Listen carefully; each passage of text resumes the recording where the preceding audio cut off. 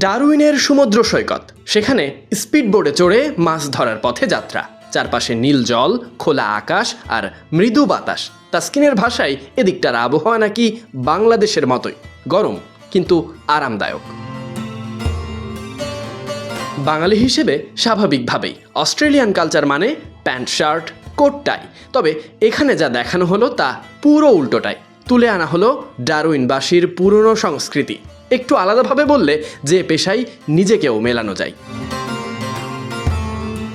অস্ট্রেলিয়ায় টেস্ট সিরিজের আনুষ্ঠানিক লড়াই শুরুর আগে ক্রিকেটারদের নিয়ে একটু অন্যরকম আয়োজন, সিরিজ লঞ্চ, যেখানে ক্রিকেটের চেনা পোশাকেই অস্ট্রেলিয়ার অ্যালেক্স ক্যারি, জ্যাক ওয়েদারওয়ার্ল্ড এবং বাংলাদেশের পেসার তাসকিন আহমেদ। তবে হাতে নেই ব্যাট বল, বরং মাছ ধরার সরঞ্জাম, আর তা নিয়েই পাড়ি জমিয়েছেন মাঝ সমুদ্রে, তীর থেকে অনেক গভীরে। খানিকটা দূরে যেতে কখনো মাছ ধরার চেষ্টা, কখনো হাসি আড্ডা, আবার কখনো ক্যামেরার সামনে পোজ, মানে বিশেষ এই মুহূর্তটাকে ফ্রেমবন্দি করার চেষ্টা।